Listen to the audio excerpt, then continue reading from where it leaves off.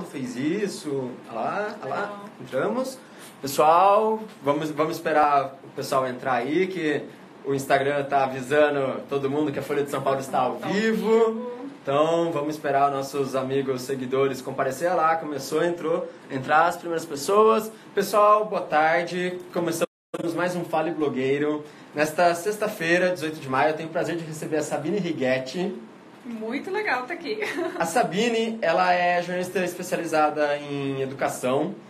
Ela escreve para a Folha desde 2010 e desde 2011 ela começou a trabalhar no ranking universitário Folha, que é o RUF. E a primeira edição saiu em 2012, né, Sabine? Isso. E o RUF é uma orientação muito legal para os estudantes do Brasil inteiro, na hora de escolherem a universidade e a carreira que querem seguir, né? Isso, eu brinco que o RUF é o meu filho de 7 anos, que essa vai ser a 7ª edição, né? E a ideia, né, dos rankings universitários, né, muitos jornais do mundo têm rankings universitários como o RUF.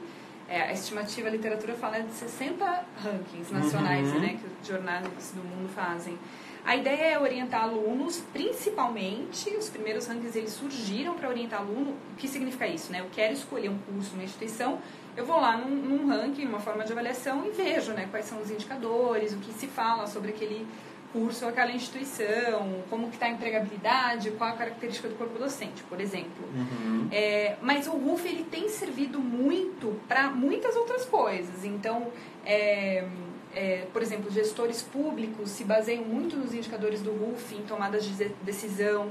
A gente sente já um impacto muito importante do RUF em gestão das universidades. Então, as universidades começaram a olhar para elas por meio dos indicadores. Já existiam avaliações próprias, mas não uma avaliação tão grande e comparativa.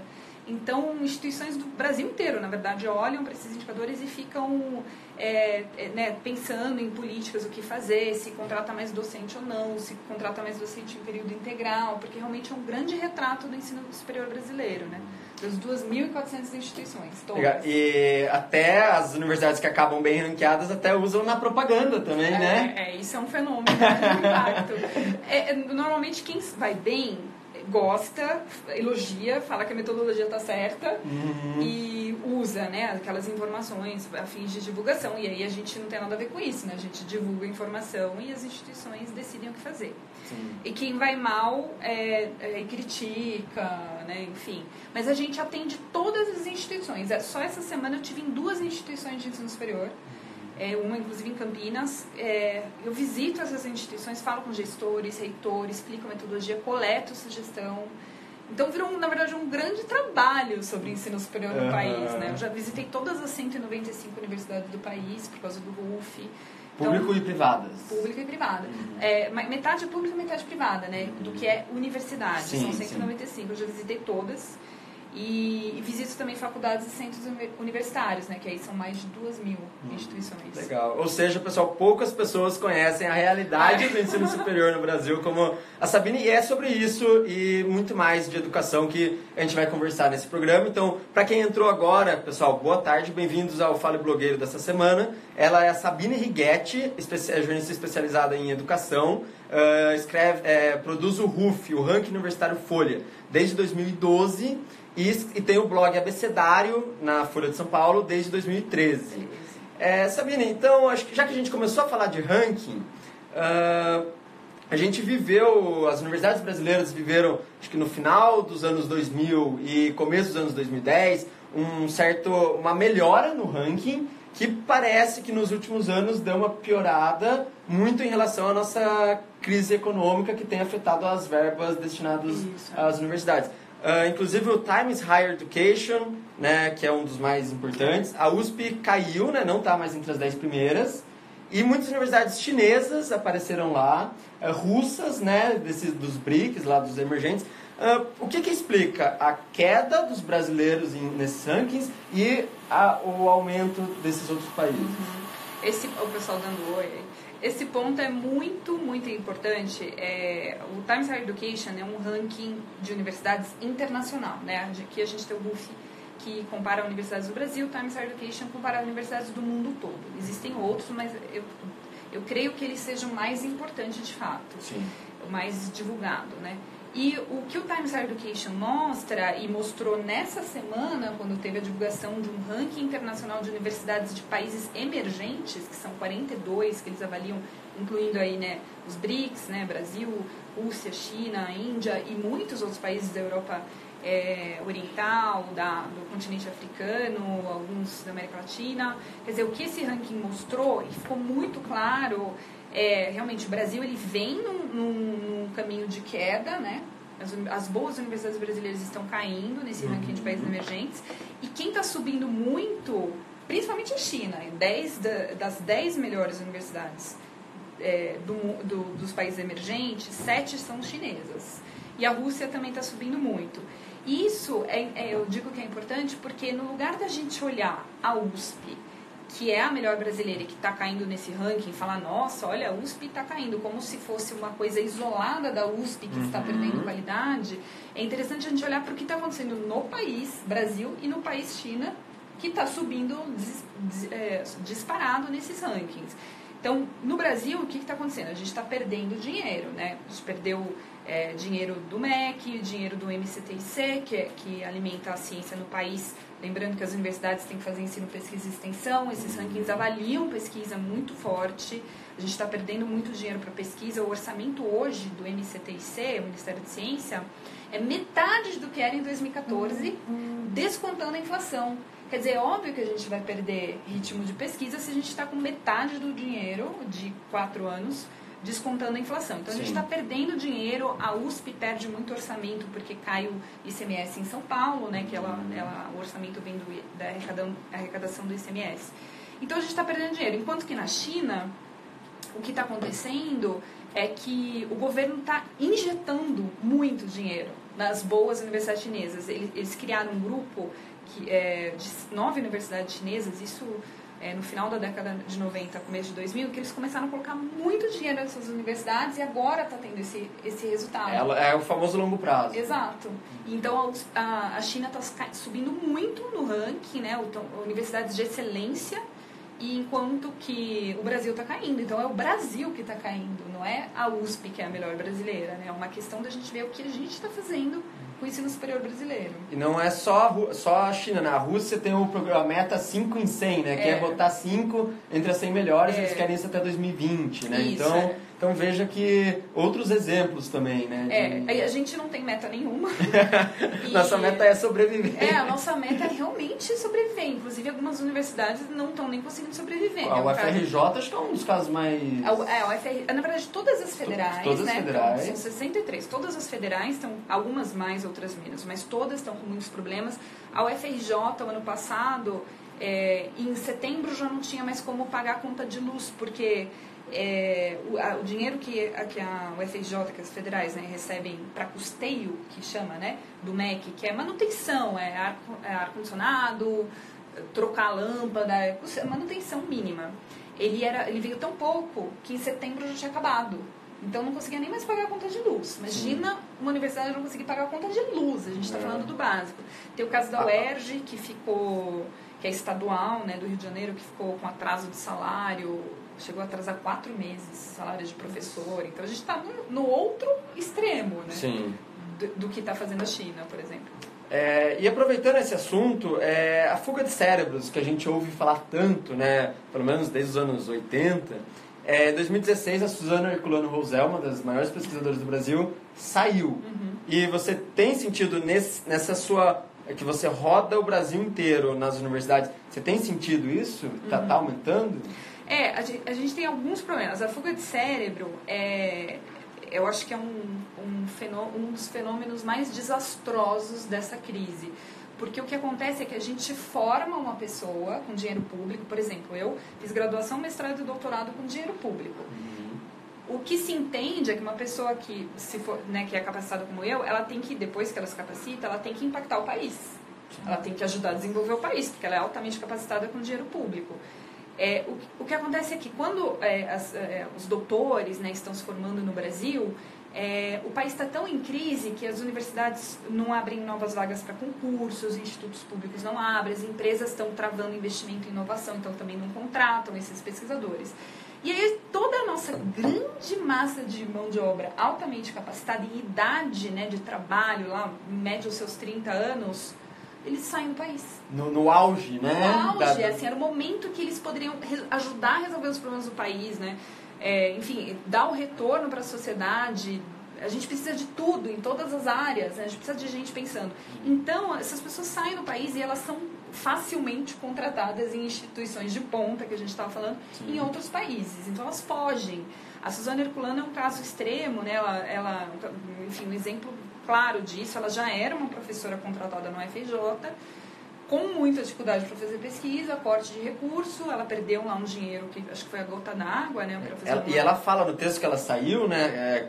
A decisão de sair, ela fala que ela persistiu muito, né? Isso acontece muito, assim, normalmente as pessoas querem ficar, né? Uma pessoa que fez, em geral, né, mestrado, doutorado numa USP, ela quer ficar no país, ela quer ficar na USP ou ela quer ir para uma outra instituição, né? Ela estudou temas nacionais em geral, por exemplo, a Suzana, ela estuda, ela é bióloga, trabalha com cérebro, acho que é a grande pensadora na área do Brasil, né? Em geral, são referências nacionais, então as pessoas querem ficar. E elas não aguentam e elas saem. Esse é um dos fenômenos da crise. Existe outro fenômeno, que é a evasão nas instituições dos alunos, que também é resultado da crise. Então, imagina assim, um aluno de baixa renda que entra numa universidade pública, uma federal, por exemplo. Outro dia eu conversei com o reitor da Federal da Bahia, ele me relatou muito isso. Aí o aluno está lá na universidade pública e tem o corte de dinheiro para custeio.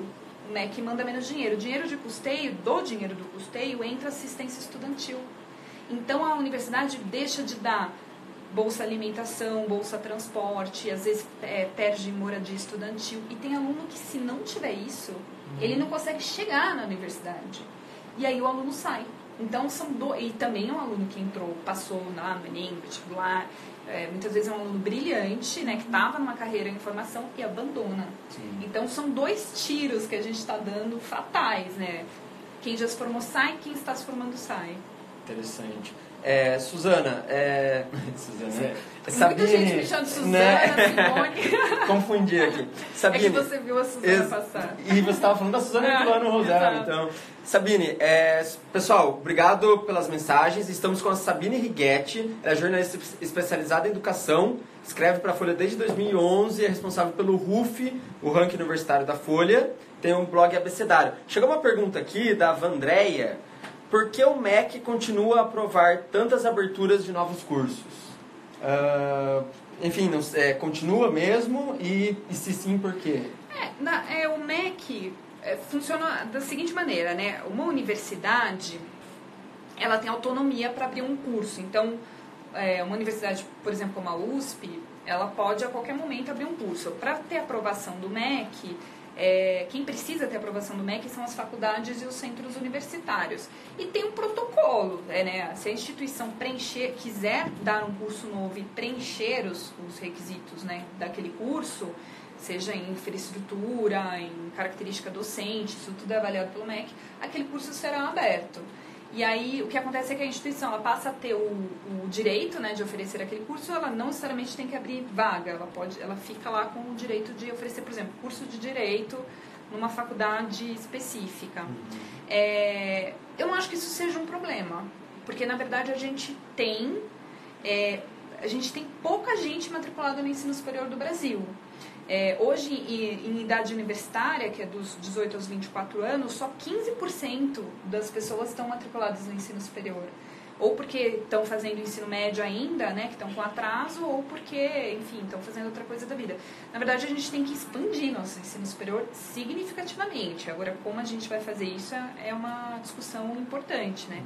Mas a gente tem pouca gente, são 8 milhões de pessoas só no ensino superior inteiro do Brasil, em todas as idades. E tem muita gente, 40% de quem entra no ensino superior no Brasil está acima da idade universitária, né? Já está trabalhando, enfim. Então, a gente realmente teria que expandir muito para chegar num nível de país desenvolvido que é 70% em idade universitária matriculada. Eu acho que uma das principais medidas que foram feitas no Brasil para tentar expandir foi os financiamentos, né? Mas acho que como tudo no Brasil acaba tendo problema, né, Sabine? Como que estão hoje? Tanto dos alunos que já se formaram, que não conseguem pagar, né, porque o Brasil, o mercado está em crise, aí não consegue emprego.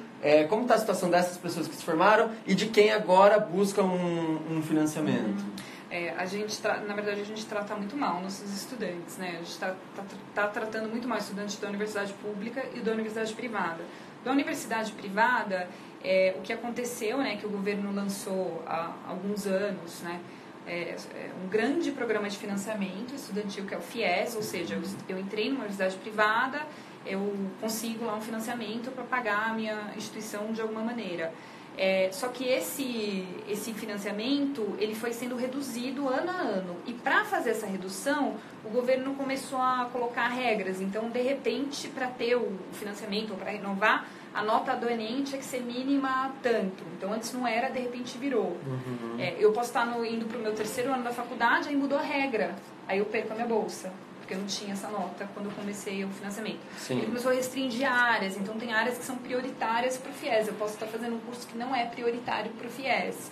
Restringiu condição social, né, da família. Então, muita gente foi perdendo o financiamento. E aí essas pessoas ou arrumaram outro financiamento, sei lá, num banco ou na própria instituição. Algumas, né, criaram formas de financiamento, muitas com juros altos, né, enfim. Sim. Ou elas abandonaram.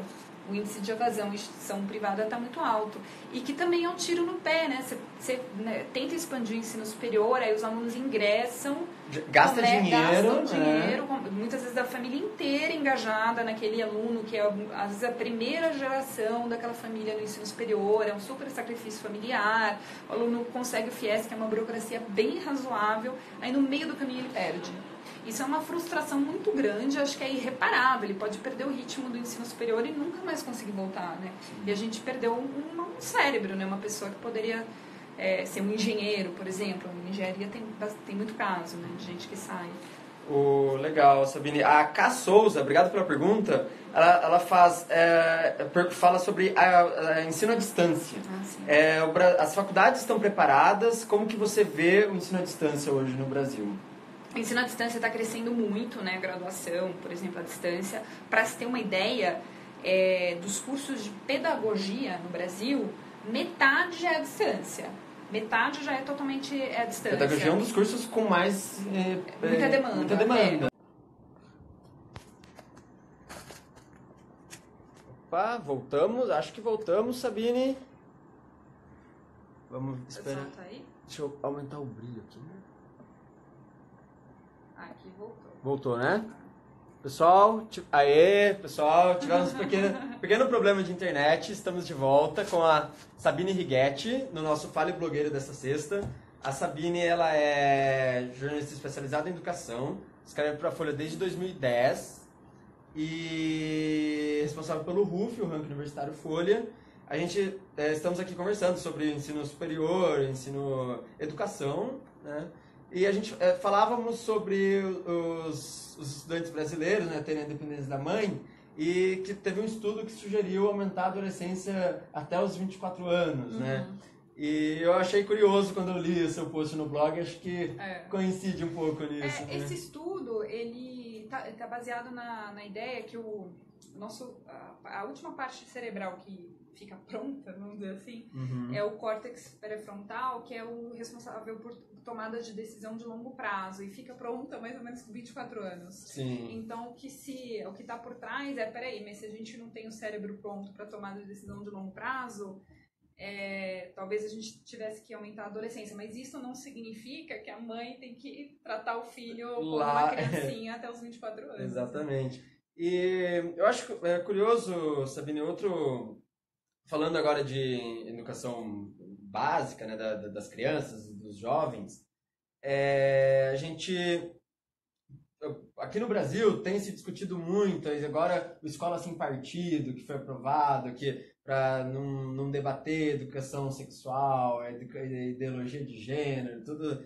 Só que a gente está tão inserido pensando nesses debates, esquece de alguns temas tão importantes como por exemplo, a psiquiatra Wendy Troxel, ela defende que os alunos devem acordar não tão cedo, não 6 horas da manhã, quando ainda está tudo escuro, que isso prejudica o desenvolvimento do corpo, o cérebro ainda não está pronto para acordar tão cedo, porque eles têm uma necessidade maior de sono. E eu queria que você falasse um pouco disso, de como a educação no Brasil está sendo pensada, acho que às vezes tão ideologicamente, esquecendo dos problemas que a gente realmente precisa parar para pensar. É uma ótima pergunta. O que está por trás disso tudo que você disse é que a gente não planeja educação, a gente não pensa em política pública de educação com base em estudos. A gente não olha para o que os pensadores de educação, né, a literatura de educação no Brasil e no mundo, e de áreas correlatas à educação, a gente não olha para o que eles dizem. Então, por exemplo, tem estudo neurologia na educação, não só para quem é da faculdade de educação, mas tem vários estudos em várias áreas aplicadas à educação. A gente ignora tudo o que os cientistas falam e tomam decisões na nossa cabeça. Então, por exemplo, essa questão de acordar mais tarde. Tem uma ampla literatura que mostra que, principalmente na adolescência, que seria o nosso ensino médio, a gente tem uma defasagem cognitiva muito cedo, na primeira parte da manhã. Não por coincidência, em alguns países desenvolvidos, a escola começa mais tarde. Quer dizer que você fica torturando o adolescente, falando, tem que acordar, é preguiçoso, não sei o que. Aí, muitas escolas começam às 7 da manhã. Aí o aluno no Brasil dorme. a regra é 7, né? 7, 7h10, 7h30. O adolescente dorme na sala, e não é porque a gente sempre culpa o aluno, né? É preguiçoso. Não é isso. É porque ele o cérebro não funciona, ele está cansado. Isso tem explicação biológica, fisiológica, neurológica. E a gente ignora. E vai botar uma aula de física. Imagina, a primeira aula, uma aula de física. Ele vai perder, ele não vai aprender. Isso é um exemplo clássico, né? Isso realmente tinha que estar em debate. A gente começar as aulas mais tarde, até porque muitas famílias até mudaram.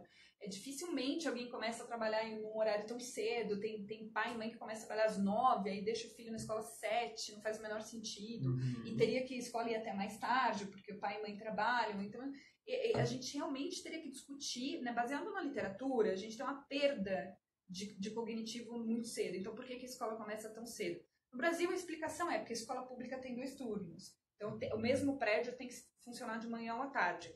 Mas espera aí, se a gente está perdendo qualidade de educação, então vamos fazer mais prédio. Sim. Tem que resolver isso. Outro caso, por exemplo, que a literatura mostra é a importância de atividade física para o cognitivo. Basicamente para um jovem, quanto mais ele fizer atividade física, mais ele vai saber matemática. Porque isso tem uma conexão muito clara. Na Finlândia, por exemplo, a cada aula grande, você tem um intervalo de educação física, que é um dos países com melhor educação do mundo. No Brasil... Você faz menores as aulas condensadas, né? Exato. Não igual no Brasil, que é uma aula de 2 horas. Uma aula louca, né? E não tem educação física, e quando tem, não tem quadra, não tem instrumento. Sim. E a gente até chegou a discutir a retirada da educação física da escola, sendo que tem uma literatura que fala que tem que deixar, por questões cognitivas e por questões não cognitivas, né? Por questões sociais. Você, enfim, aprende a perder, aprende a liderar, aprende 1000 coisas fazendo exercício físico. Aprende a se concentrar. Isso realmente tem impacto na nota do aluno. Então, a gente ignora a literatura e decide fazer coisas da cabeça de quem está fazendo a política pública. E o Escola Sem Partido é um exemplo muito claro disso. Por quê? A gente tem no Brasil, né, a gente não pode fazer política pública achando que a gente está na Dinamarca, a gente está no Brasil. E no Brasil, 1 em cada 5 crianças nascidas são filhas de adolescente. Sim. E aí a gente não pode ignorar isso. Se você for visitar uma escola, você vai ver adolescente grávida. Enfim, eu dou um curso, visito muito escola pública e a gente vê. Então, a gente tem uma questão, a gente precisa falar de gênero e precisa falar de educação sexual, porque engravidar é uma questão também de gênero, né? Você sabendo que a mulher pode ser empoderada, que pode ter uma carreira, né? Você precisa trabalhar isso com a jovem para ela saber que escolha ela vai fazer e onde ela quer ficar na escolha dela. Então a gente precisa falar de gênero e de educação sexual, é o contrário. É o contrário do que está sendo feito agora, a pressão da bancada evangélica, né? Tem que falar, é só visitar uma escola para você descobrir que tem que falar. E outra, não tem como não falar. Outro dia eu estava numa escola que estava tendo uma discussão, uma escola pública, uma aula de horta. Estavam fazendo uma atividade na horta. Aí o professor pediu para um aluno fazer uma coisa e a aluna fazer outra. Daí ela falou assim, você pediu para o aluno mexer na terra e eu não, porque ele é menino e ele pode se sujar e eu não. Já é uma discussão de gênero. Total. Tá nos alunos isso. Você não pode falar, não vou falar sobre gênero, porque estou proibido de falar sobre gênero. Não, imagina adolescente não falar sobre sexo também, né? Exato, tá posto, eles falam, a gente tem que falar, a gente fala. E a escola é um ambiente que se tem que discutir os assuntos, né? Você não pode proibir as discussões. Então, isso tudo vai na contramão, né? Legal. E, Sabine, agora acho que um dos temas mais... Eu recebo muita mensagem aqui no Instagram de seguidores jovens que usam o Instagram da Folha, as notícias, para estudar para o Enem, né? E acho que você jovem que tem perguntas aí sobre o Enem, pode mandar, que a gente está acompanhando.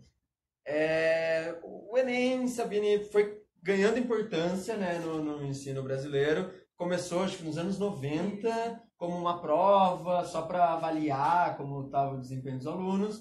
E a partir ali dos meados dos anos 2000, cada vez mais universidades usaram como forma de ingresso, né? E hoje é o principal vestibular do Brasil. Ele convive, 2009 teve aquele vazamento que virou manchete no Brasil inteiro e acabou a prova sendo adiada, né? Ele convive desde então com alguns fantasmas sobre a prova é segura ou não é. Enfim, queria que você comentasse o panorama do Enem hoje, a confiabilidade da prova. O Enem é como você falou, né? Ele surgiu no final da década de 90 como um exame que serviria para o governo ver o que estava acontecendo com o ensino médio. Então, seria uma avaliação para o governo, inclusive, pensar em reformulações do ensino médio. O que aconteceu é que o Enem acabou sendo usado, e cada vez mais usado, como forma de ingresso. Depois veio o SISU, né, o Sistema Único de Ingresso. Então, ele passou a ser usado por universidades federais, depois universidades públicas, depois até universidades privadas usam o Enem como forma de ingresso. É uma prova gigante, é uma das maiores provas do mundo, tem em média 8 a 9 milhões de inscritos. É muita gente, muita gente. Por causa disso, a logística é muito louca, porque a gente tem um país continental em que você começa uma prova impressa simultaneamente em São Paulo e no Amazonas, em lugares que muitas vezes você precisa levar a prova de barco, né, atravessando o rio. É uma logística, acho que deve ser uma das logísticas mais difíceis de aplicação de prova no mundo, certamente. Talvez só a China tenha alguma prova maior do que o Enem. O vazamento do Enem em 2009, claro, né, surgiu todo o debate, colocou tudo em xeque, né, sobre a segurança. De lá para cá, não houve mais nenhum episódio, né? Enfim, sempre tem uma outra denúncia, aluno que, recentemente, né, teve um aluno que plagiou um trecho da introdução de um livro na redação que era sobre surdez, né, inclusão de alunos surdos. Quer dizer, como que ele plagiou? Então isso foi investigado, né, se alguém estava com ponto, alguém passou para ele. Mas sobre vazar a prova, isso não tem mais sido discutido, até porque o Enem reforçou muito a segurança da prova. Mas isso tem um custo muito alto que ninguém, na verdade, sabe quanto custa. Isso não é um dado revelado. Você aplicar 8 milhões de provas simultaneamente com um esquema de segurança logística muito grande, quer dizer, quando você manda uma prova num barco no Amazonas, você tem que ter segurança em volta. Isso é caríssimo. Então, existe uma discussão sobre, peraí, mas que vale a pena a gente ter esse custo todo? Não seria melhor fazer o Enem regional, vários Enem por ano, né? Nos Estados Unidos, que tem uma coisa parecida com o Enem, que é o SAT, mas não é feito pelo governo, não é feito por uma instituição. Você pode escolher fazer em vários momentos do ano, você pode escolher, né? Tem lugares que você faz no computador e não no papel, quer dizer, imagina imprimir 9 milhões de provas e distribuir. É muita coisa, é muito papel, é muita gente envolvida.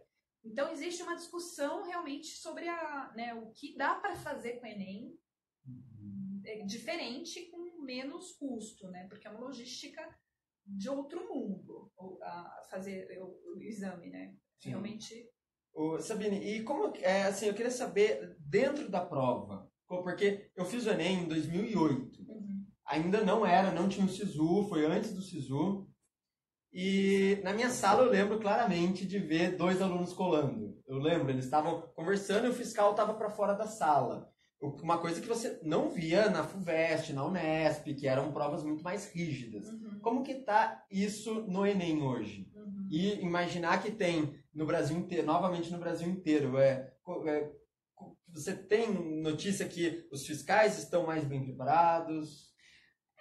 Eu acho que justamente pela dimensão da prova, né, a FUVEST é uma prova, é um exame muito mais concentrado.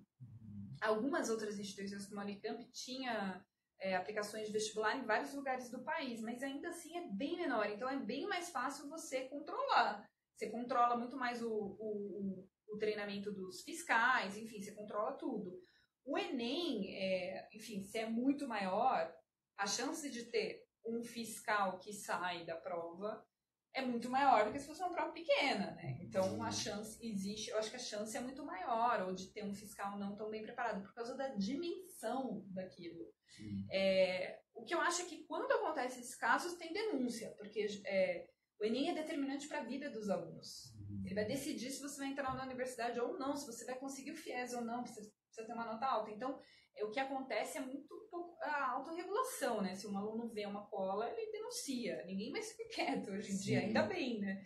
Então, eu acho que isso é um fator a favor, mas, volto a dizer, a logística é muito complexa. Sim.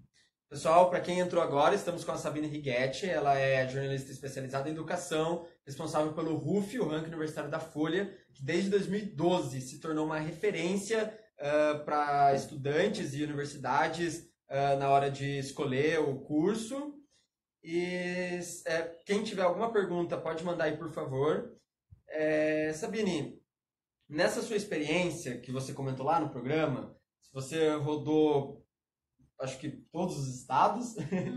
E, enfim, eu imagino que algumas dúvidas e angústias de estudantes sejam meio comum. E acho que a principal, que até originou o seu RUF, originou muito do que você estuda, é a dúvida na hora da carreira. Né? É uma coisa que a gente tem que escolher com 17 anos, sem ter contato com quase nada de ambiente profissional. Que dicas você daria pro pessoal que está assistindo, que ainda vai escolher a carreira, ou para quem está em dúvida, comecei uma universidade e não é bem esse curso, mas eu não quero decepcionar meu pai, minha família que está me investindo em mim. Enfim, fique à vontade. Eu acho que também, novamente, falei que a gente trata mal os estudantes, né? Essa é uma das maiores crueldades que a gente faz com o estudante brasileiro. É falar para ele, aos 17 anos, né, que seria a idade em que ele termina o ensino médio. Nosso ensino médio tem 3 anos, então aos 17 anos a gente fala para ele, olha, você tem que tomar a maior decisão da sua vida, essa decisão que vai te impactar a vida inteira, que é escolher o que você vai fazer a vida inteira aos 17 anos, sem ter tido nenhum preparo, porque no ensino médio nenhuma escola prepara adequadamente para tomar essa tomada de decisão. A gente tem essas feiras, né, que visita as universidades, mas ainda é um bom começo, mas eu acho que falta uma imersão um pouco maior, né? Ainda é muito, muito limitado, né? A gente tem algumas feiras, mas elas ainda são muito restritas. A gente tem algumas iniciativas como agora vai ter o UPA, Unicamp de Portas Abertas, um exemplo, em que a universidade recebe alunos do ensino médio, né, para irem lá e ver as instalações. Na verdade, o que tem que ser levado em conta quando você toma essa decisão, e é uma decisão muito difícil, porque você toma muito cedo, o nosso ensino médio ele é menor do que nos países desenvolvidos, que tem 4 anos, aqui tem 3, e nos países desenvolvidos ainda o aluno faz uma pausa, ele termina o ensino médio e para pensar. Aqui, né, a gente tende do vestibular para o início são 2 meses, 1 mês e meio. Você tem que emendar e entra na universidade muitas vezes muito imaturo. Então, a gente tem que tomar essa decisão cedo, e é uma decisão que ela não pode ser mudada, porque a gente escolhe o curso antes de entrar na instituição, o que também é uma loucura, porque nas melhores universidades do mundo você entra na instituição, você faz uma prova para mostrar que você consegue entrar na instituição. E aí você começou a cursar disciplinas que a gente chama de ciclo básico, né, disciplinas genéricas, aí você começa a descobrir o que você gosta. Eu percebi que eu gosto mais de matemática, eu gosto de criar, eu gosto de falar. Nos primeiros anos, né, as universidades boas do mundo, elas desenvolvem habilidades não cognitivas, então o aluno fala, ele lidera situações, ele cria, e aí ele escolhe o curso estando dentro da universidade. Aqui a gente tem que fazer tudo isso antes, e a gente faz isso muitas vezes sem conhecer a universidade que a gente vai estudar, sem conhecer a profissão, e aí assim, sem conhecer, assim, nunca ter tido a oportunidade de falar com alguém daquela profissão, ou de ir a um ambiente profissional daquilo que você está escolhendo. Então eu sempre falo, se você tiver que tomar essa decisão, primeiro você tem que saber que profissão que você está escolhendo. Então, se eu quero fazer direito, eu tenho que falar com um advogado, eu tenho que ir em escritórios, eu tenho que falar com juízes, eu tenho que entender o que é ser um advogado. O dia a dia. O dia a dia, né? E ao escolher a instituição, tem que entender como é o curso, e ao escolher a instituição, eu tenho que ir até a instituição. Porque isso é muito importante, né? Parece, às vezes, até um pouco bobo, mas não é. Você tem aluno que tem um perfil de instituição menor, que gosta de ser chamado pelo nome, pelo professor. É perfil de aluno. Ele vai se desenvolver academicamente melhor numa instituição menor. Tem aluno que não, que ele quer uma instituição grande, que ele quer 1000 possibilidades, que ele quer fazer cursos fora da área. E não se importa do professor não saber o nome dele. Não se importa, ele quer ter aula com professores super renomados que estão lá no auditório e tudo bem, se ele não tiver um acolhimento mais com cara de escola. Mas isso é perfil de aluno, então se você colocar um aluno numa e outro na outra, não vai dar certo. Então você tem que conhecer, você tem que sentir a instituição, você tem que sentir o curso, você tem que sentir a profissão. Tem que olhar dados, indicadores, página de Facebook, o que os alunos falam, o que os egressos falam, onde estão as pessoas que se formaram naquela instituição, elas estão trabalhando, quem são essas pessoas, né? Eu consigo falar com essas pessoas para ver o que elas dizem sobre o curso. Quer dizer, é muito, muito importante ter informação antes de tomar uma decisão, que é uma decisão importantíssima, e se você perceber no meio do caminho que você errou, vai ser uma frustração de uma maneira ou de outra, porque ou você vai se frustrar porque você vai largar o curso e aí você perdeu tempo, pelo menos, ou perdeu tempo e dinheiro, se você estiver pagando o curso, se não for um curso de uma universidade pública, ou você vai se frustrar porque você vai continuar, vai terminar e você vai terminar uma graduação que você sabe que você não quer. Sim. Então, isso, imagina, né? Quem que quer fazer um curso fica extremamente frustrado. Então, a decisão antes, ela é muito importante. Isso falando do aluno. As instituições também tinham que pensar nisso. Elas tinham que melhorar esse processo. Então, além de receber o aluno, tinha que possibilitar mudanças internas. Eu fiquei pensando agora, fazer uma semana de, você sai da escola e fica uma semana acompanhando com a turma de jornalismo, assistindo aula, fazendo jornal laboratório, uma semana ali, né? Tem que sentir mesmo. Porque muitas vezes isso você pode até economizar dinheiro público. Se você coloca um aluno numa universidade pública e ele desiste, você fica lá muitas vezes, imensa maioria das vezes, você fica com a vaga ociosa. E tem a transferência é um processo difícil no Brasil. E quase, assim, é muito pequeno. Então, você está lá com professores, né, que custam dinheiro público altamente renomados, dando aula para um número menor de alunos que poderia estar dando, porque um número grande saiu. Então, eu acho que tem que fazer parte de uma política pública de ensino superior, pensar como reduzir a evasão, e isso inclui mudar a forma de ingresso, possibilitar transferências. Você acha que aumentar o intervalo que alunos da lista de espera podem ser chamados? Você acha que é uma alternativa? Porque o curso já vai estar rodando, mas aí ele conseguiria... Eu acho que a solução, quer dizer, a principal solução seria entrar na universidade e não entrar no curso. Entendi, porque o da lista de espera ele também pode estar confuso. Sim, e aí ele entrou, ocupou a vaga, mas ele também, entrei no curso errado, dali 2 anos ele larga.